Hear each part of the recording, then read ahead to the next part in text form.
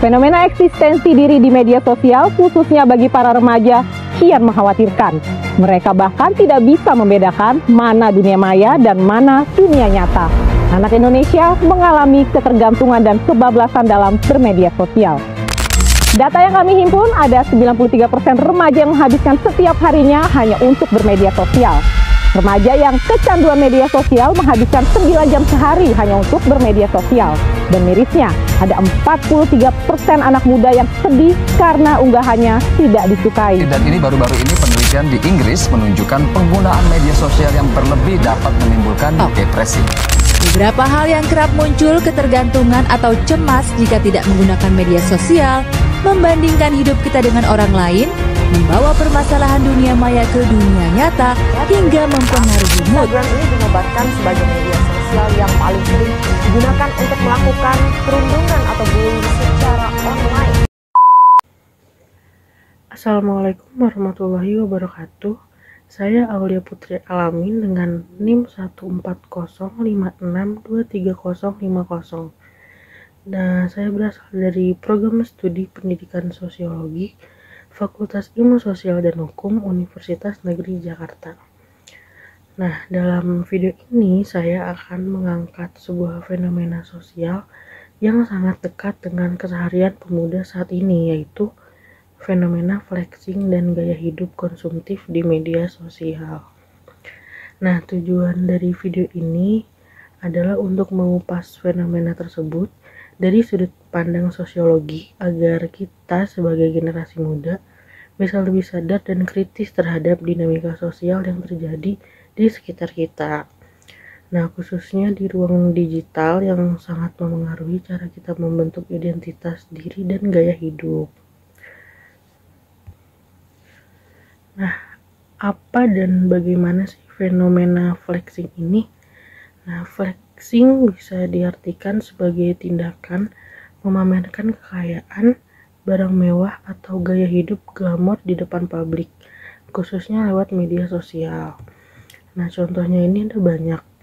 Yang pertama itu anak muda update tentang outfit of the day dengan rincian harga dari atas sampai bawah. Nah, selanjutnya itu ada unboxing iPhone terbaru, sepatu limited edition, dan atau skincare jutaan. Terus selanjutnya itu ada nongkrong di kafe mahal, tapi bukan karena suka makanannya, tapi karena tempatnya instagramable. Nah, selanjutnya itu liburan ke tempat hits cuma buat konten, bukan buat relaksasi. Nah, yang jadi masalah bukan gaya hidupnya, tapi motivasi dan dampaknya. Flexing ini seringkali bukan didasari atas kemampuan ekonomi, tetapi dorongan ingin terlihat sukses dan ingin diakui eksistensinya. Nah, selanjutnya, mengapa sih flexing ini bisa menjadi tren di kalangan pemuda? Beberapa alasan mengapa fenomena ini bisa booming di kalangan pemuda, yaitu yang pertama, ada media sosial menciptakan ilusi kehidupan yang sempurna, dimana di Instagram dan di TikTok yang ditampilkan hanya momen terbaik. Akibatnya banyak orang membandingkan hidupnya yang biasa aja dengan potret palsu yang terlihat sempurna dari orang lain. Nah, yang kedua itu ada tekanan dari lingkungan sebaya. Kalau teman-teman satu circle udah bergaya kayak Sultan, kan kita merasa kayak harus ikut gitu kan. Kalau enggak, takutnya dikira kita nggak mampu atau nggak keren. Nah, yang selanjutnya itu budaya FOMO atau fear of missing out. Nah, anak muda ini kan biasa takut merasa tertinggal gitu ya kalau nggak update tren terbaru, mulai dari fashion, gadget, tempat nongkrong, sampai gaya hidup gitu. Nah, yang keempat, tingginya pengaruh influencer dan konten viral. Anak muda menjadikan selebgram dan tiktoker sebagai role model. Nah, mereka ini meniru bukan cuma gaya berpakaiannya, tapi juga gaya hidupnya. Selanjutnya, analisis sosiologis. Mengapa ini relevan untuk dihubungkan dengan ilmu sosiologi?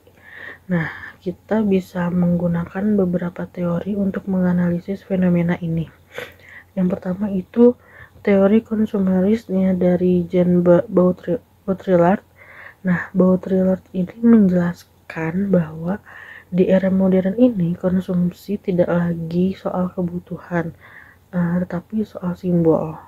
Barang tidak hanya punya nilai guna, tapi nilai tanda. Nah, contohnya itu kayak orang beli sepatu mahal, bukan karena nyaman, tapi karena ingin terlihat keren. Nah, disinilah flexing muncul. Konsumsi berubah menjadi ajang pencitraan.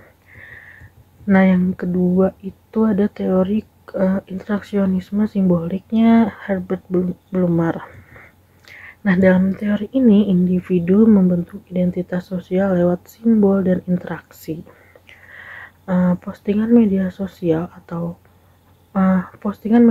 adalah simbol.